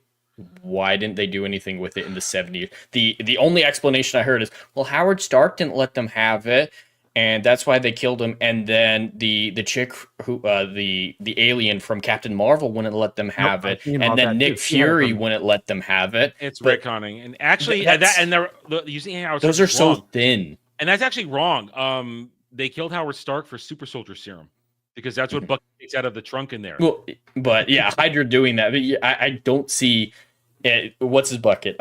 Howard doesn't know that Hydra exists until the end of his life. So who is he keeping the Tesseract from?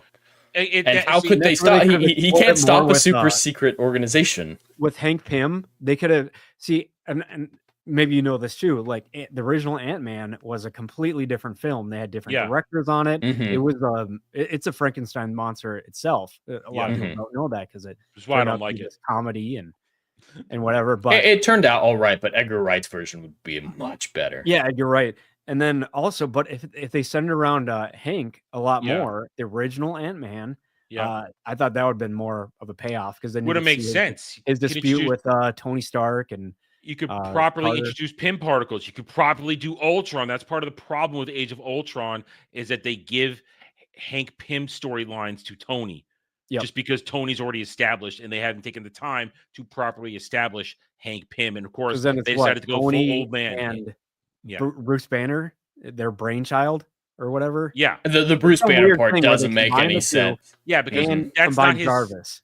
That's kind of the problem. Ultron. I mean, that again, we're breaking the confines of this movie. That's the problem. No, it's fine. It's fine. It happens. Trust me. We've done this enough times with multiple series. Well, when you're using Infinity Stones in all these in some way. Yeah. Well, yeah. But what I'm saying is that they don't. After Incredible Hulk, they didn't know what to do with Bruce Banner. They don't properly use him. They use him okay in Avengers because they brought him in for gamma science. But that's his specialty. You get away from that, you're not in his specialty anymore for the rest of the series. So, all right. I mean, basically, essentially what Jed has brought up is that there are some retcon issues in this movie. And when you take a microscope to them, they don't quite line up. And you're right. It doesn't make sense without an extra scene to go from what I believe would have been using the carriers for periodical stealth assassination attempts to full on, we're going to kill 20 million people right now to bring 7 billion under our heel. You're right, Jed. It needed. I think we're all saying the same thing. They should have had something. And like I said, my theory was we have this reason that we have to launch this now. Now let's have some kind of dialogue and saying what the coming threat is or something. Because they were going to kill the president too. In the frickin' Matthew Ellis. The coming stuff. Like you could have had something with that saying this is Robert Redford. This is why we need to act now or something like that. And that could have set up Age of Ultron a little bit talking about Deceptor, but they wanted to save that setup for Agents of S.H.I.E.L.D. Now, you know what they and you know, maybe with the mass assassination, they were going to blame it all on S.H.I.E.L.D. And then that because when the helicarriers are launching, it's still S.H.I.E.L.D. to the public. It's not Hydra. So if they had just killed 20 million people, including Tony Stark, the president of the United States, Doctor Strange, so many they'd need to have a rival organization that would take control then. It would have been blamed then I got on a question, S.H.I.E.L.D. Like, is this supposed to be like NASA? Like, is a PR out there? Is the media covering this? Or does the public know at all that they're launching three helicarriers? Well, they would have seen it. There was no way to hide it. But it wasn't publicly talked about before the event happened. Yeah. But so like NASA, my guess is people prop that up. My guess is looking at the evidence of the movie, everything would have been blamed on S.H.I.E.L.D. as a rogue government agency that had too much power around the world with this working with the World Security Council, all that kind of, because those World Security Council people were there to be murdered. And they were going to it was all going to be tied together. And then I think that would have been the avenue through which Hydra then takes control, saying, look, we're here to protect you from these rogue elements, and infiltrated the entire world government organizations that have been built to protect you. And I'm trying to remember S.H.I.E.L.D. Agents of S.H.I.E.L.D. But because I watched all of it. The earlier seasons were a lot better. The first two seasons are great. Yeah, I enjoyed it was really interesting and everything like that. And they did Inhumans better than the Inhumans show.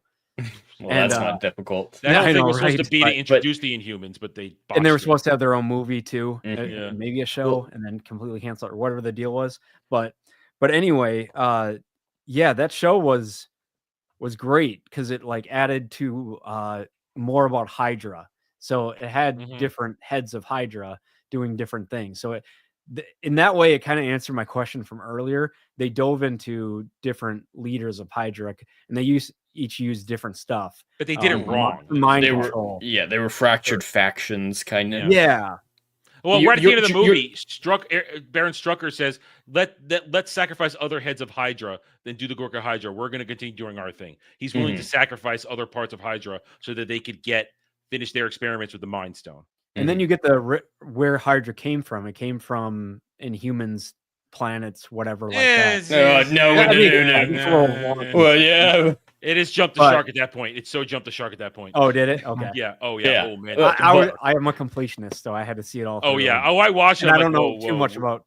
No, Hydra is just Red Skull. Red Skull is Hydra. And really? That's where it started? Was in original? Yeah. There's no interdimensional father of Inhumans. Hive is a villain from Marvel, but he's not Hydra. He's not the creation of Hydra. Red Skull wasn't always been Hydra. They took some major liberties. Got it. All because they couldn't use the word mutant at the time. Oh, really? Oh, yeah, they didn't have the rights yet. That's why they went with That's why they went with the Inhumans, because at the time they hadn't spent $72 billion yet to buy Fox Studios, so they didn't own the word mutant. So they went with the Inhumans, which they did own. It almost just feels like they could do more with less back then. You know. Yeah. Great restraints actually breed better creativity a lot of times. Yeah, but now they own every Marvel, and now they're bastardizing except for their the own Hulk. shit. And that's the main problem is you can't put Hulk name or face or whatever the deal is on a movie because Universal holds the rights to distribution or just certain like things. And doing anything Spider-Man requires Sony, because Sony will hold that thing to the grave. And which is fine. They've done great in the past, sometimes and sometimes not. But Universal has never done anything with the Hulk, in their own creative kind of way. But going back to what you were saying, Adam, about your interpretation of their plan, that could have worked very well if they had set that up of, all right, after we blame this on S.H.I.E.L.D., we're also in control of the government. And so now we're going to take over the government and be like, all right, we need to prevent that from happening. That could have worked very well with the blaming it, the controversy. They had senators like Gary Shandling in place and all that kind of stuff. They had everybody in place. It was going to happen quick. They needed to explain that a lot more, but that would be a very good way to justify it. And another... Yeah, I see it in the movie. Another way to fix a lot of the retcons in the movie is make it seem like Hydra has been a part of S.H.I.E.L.D. since the beginning, but it's really struggled to recruit people because it would be very difficult to recruit people regardless of S.H.I.E.L.D. existing or not. And it was maybe the first Iron Man movie or one of the subsequent movies that really catalyzed people to be afraid of the changes in the world, which broadened out their recruitment pool, giving them the resources to do this plan as soon as they could, making it so that Hydra never really had control over the Tesseract because they were too small a part of Hydra for all those years. Yeah. Like that would be another good Disney Plus show, like explore Hydra in S.H.I.E.L.D. But they can't because Agents of S.H.I.E.L.D. butchered it. Well, some people say that that's not canon to the whatever 6 months. Yeah, there's competing interpretations. It's all messed up. But anyway, all right. I think we're good. We're not going to. I just want to say, like, for me, like when a movie is good, I can pull 3 like different major items from it, like really quick. That's kind of unique to its own film or superhero movies or wherever the case is. But yeah, so I'd say like Cap's speech to like the average person that's sitting at a desk. Yeah, like that scene was just like crazy tension building because you didn't know what's going to happen. Did Frank Grillo gonna shoot the guy? Is he gonna do whatever? Are they all a part of? Are they all gonna just turn and become a part of Hydra or not? Like that was awesome. And then the elevator scene. Yes. And then I would say Nick Fury in the van in the SUV, just like doing his hardest. Then he's finally like, "Get me out of here!" Because each one kept leveling up and fighting back and forth. And like you said, the weirdest part, he needed a way to get out of it. So I guess it's like his shark spray for Batman. He's just like, all right. So Drew, were those your final thoughts? Because we're gonna go final thoughts. Yeah, anyway, those so are my so- big so- three. Just Okay. like kind of unique, kind of just held their own moments, and that's why like this movie is just so high up there. Like, yeah, I'd call it my Empire Strikes Back, if you will, of the MCU. All right, Dom, your final thoughts. Final thoughts, like it's just an awesome movie. Like it had a great villain, you know, great storyline. It's just the characters were all, you know, great. Like, you know, it's just, you know, it's nice and simple. You know, That's it's a simple formula. the You follow you a could- simple formula, it works. The average person could say what the plot was, right? Yeah. Yeah. And can they do that about Brave New World? We Yeah, barely yeah. could do it about Brave New World, and we know what we're talking Yeah. about. In an like- elevator speech, say Yeah. what Brave Well, New World was. And if you think about it, what's his bucket? The leader has a similar power set to Zola. The algorithm. Oh, Mhm. well, that's just another way to talk about how Brave New World, and we've tried to avoid talking about it too much because we don't really want to for this show today. We're supposed to be positive here. positive. It bastardized a lot of elements from Positive. both Winter Soldier and Civil War. It and made it stupid. Jed, final thoughts. wait, Oh, can I say one more thing? Yeah, like Okay. just like it felt like a, you know, like a Captain America movie, like Natasha or Sam, like didn't overshadow him. Mm. Like it was It's a movie Captain centered America around movie. him. Yes. Yeah, it is a Captain America movie with a Captain America storyline that was born from the previous Captain America movie. God, wow, how Yeah. novel is that? You plant the seeds for a story and have it blossom in the next movie in the sequel. And yeah, for Civil War, I'd say that's Cap's movie. You can decide if it's Tony was right or Steve is right, but that he was right all along. Yeah, he made I'm not going to go into that right now, but that is Captain's America's movie. Yeah, it's Avengers. Yeah, he 2.5, pushes all the momentum of the but plot. Yeah. You're seeing his point of view first. Sorry. All right, no problem. No. Yeah. Jed, Just go want to ahead. make that point quick. Yeah, go Jared. Jed, Well, we're talking about that. This is an incredibly cohesive trilogy. They all fit together so well, unlike a lot of other Marvel movies that just kind of feel scattered and whatnot. But for those of you who haven't watched the show a lot, I really endeavor to separate subjectivity from objectivity when I talk about movies.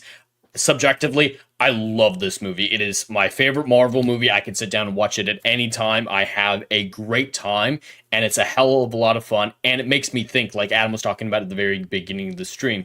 It's simple and straightforward enough that anyone can enjoy and understand it, but it still asks great questions and has interesting concepts that leave it to the audience to make their decisions on the more social commentary side of things, not the political commentary, the social commentary side of things. And I think that's all done very well. The characters are so very, very strong and vivid in this film. Besides Nick Fury, a little bit inconsistency. No one's done dirty. No one feels like they were disrespected or was shallow and flat. I think those plot issues, though, that I mentioned, especially with the thematic inconsistency, the Zola scene, and just everything with the helicarriers, is a problem, though. So that'll be reflected in my score.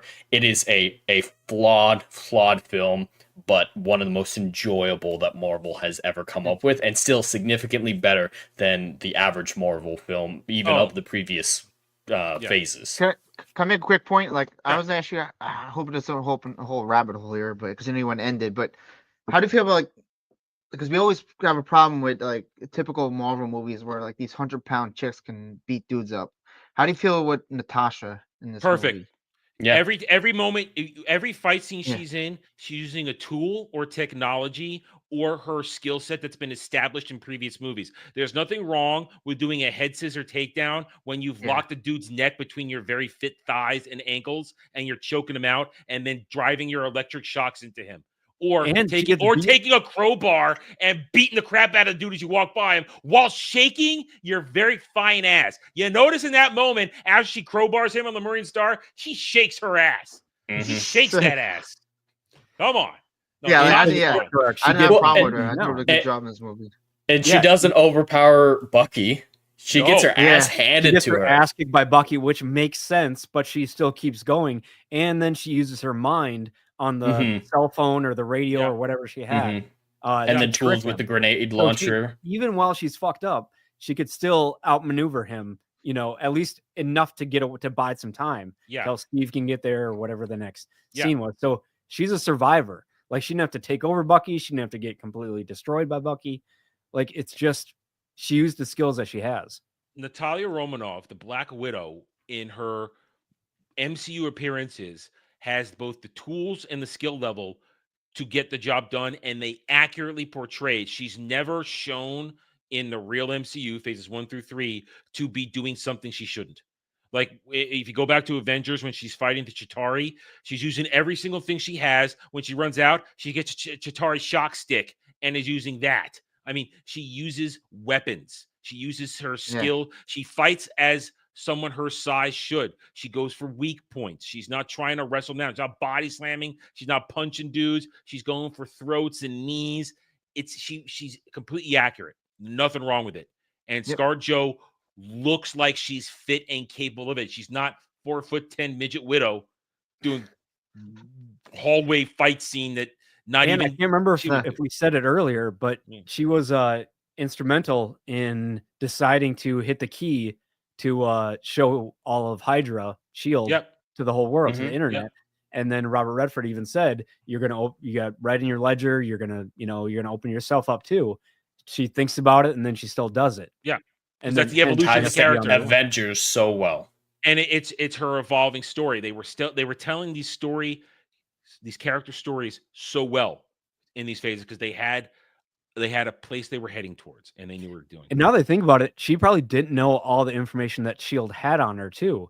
So she could have thought that they could have known about the Red Room, the girl, the Task Mistress, you know what I'm talking about? Her family. So she could have known that could have got put out there too. But anyway, all right. Obviously it didn't happen at that point. Yeah. But all right. Normally it's my week. I would normally go first with my score, but we have guests. So out of 10, Dom, what's your score out of 10? Okay. Well, you're the first one on my list here, so I have to. Yes. So out of 10. So I really, like I said, my second favorite superhero movie. So go 8.7. 8.7. That's okay. 8.7. Drew, out of 10. What's the criteria exactly? You're score it however you want. Just out of 10. Your score, however you want for any movie. I mean, MCU. Any movie, anywhere, however you want to do it, because Jed's gonna give his score, his objective score, which is gonna get yelled at by the chat. Oh God, Jed. We all do it differently, so however you want to do it is okay. You gotta understand, Jed's the objectivity, I'm the subjectivity. So I just say like it's the highest it can be up there compared to other things. So it's a great superhero movie, and it's even just a good movie. Like if anybody, your average normie, your aunt, your uncle can put this on and enjoy it and pretty much understand everything that's going on. You can't say that with other MCU movies. So just kind of like The Dark Knight, it's just a straight up good movie plus a superhero elements as well. And then it stands beyond everything in the MCU, in my opinion. Other than Endgame wrapping stuff up, Iron Man creating the deal. This is like my X2 if you compare it to the Fox universe. It's on that X2 kind of scale. So I mean, I could make tweaks along the way, but wouldn't really take a lot of stuff out. So that's a good indicator. I'm gonna say 9.8. 9.8. All right. Yeah. Blew me out of the water. Now, since it is my week, I get to go before Jed. I give it a solid 9 out of 10. I've already said my points. I would have liked to have them go down a Steve Natasha relationship. I think they opened the door. They should have walked through it at least for a few movies and then had them be a post relationship there. I have my problems with Robert Redford and how his character works in this. Sometimes doesn't really work well, doesn't transition well, and a few minor things we mentioned along here. And I acknowledge some of the things Jed have said. I can always acknowledge his objectivity to my subjectivity. So solid 9 out of 10. And now Jed will make the chat cry. Don't disappoint me, Jed. It's gonna be above a 7 at least. This happens way too often. No. It's not going to be that bad. It's not that bad. But I rate things differently than most people. I try to compare things in the breadth of cinema. And my scoring is usually lower than most other people because I'm considering a lot of things. And the quality of the writing is one of the top things that I evaluate. This is one of the highest scores I will give to any superhero movie. I think a lot of them are too shallow to be given higher scores, even if they're fun as hell. They can be fun as hell, but they're incredibly shallow for the most part as a genre. So I think this film is definitely cream of the crop when it comes to superheroes, only beaten out by a couple Marvel movies like Thor 1 and then, of course, the Dark Knight trilogy, or for the most part, the trilogy. I have to give this a 7.5 out of 10. Okay. Hey, listen, you know what? That's good for him. Let it be nice. At least above a 7. Be nice. I feel and there we got it. There we got it. That's it. That's another one in the books. I'm just going to take a quick look at. Yeah, my other scores are going to be lower for other things. I feel like we got to do a Dark Knight review because I want to hear Adam's. Yeah, you'll have to make me do that shit. Don't worry, I can make him do it. I can make him do it. All right, Jed, make him do it. All right. Well, I'm a Nolan fanboy. Though, I know. So it won't be a fair stream. I'm with you. We'll switch roles. Yeah, listen. No, we've done Nolan movies. I mean, Inception was hard for you. Hey, I was fair to Inception. I was fair. All right. Anyway, no, poll is still deadlocked. So, guys, remember, if you're watching this in real time or within the relative real time, next 12, 24 hours, vote on the chat choice poll. We need to have a decision. I cannot be the one to choose this. It has to be you guys. You have to choose it. You've got until tomorrow at the end of Roundtable. We'll be making sure you guys vote then too. Anyway, thank you, both Dom and Drew, for joining us this afternoon, this evening. We appreciate you taking time to join us with this, having a good time. And we thank you, the chat. We love each and every one of you. We appreciate you guys. Without you guys, we don't get to do this. You guys are the only reason we get to continue. So thank you one and all. We'll see you guys next week. Until then, take it easy, everybody. Have a good night or day wherever you may be.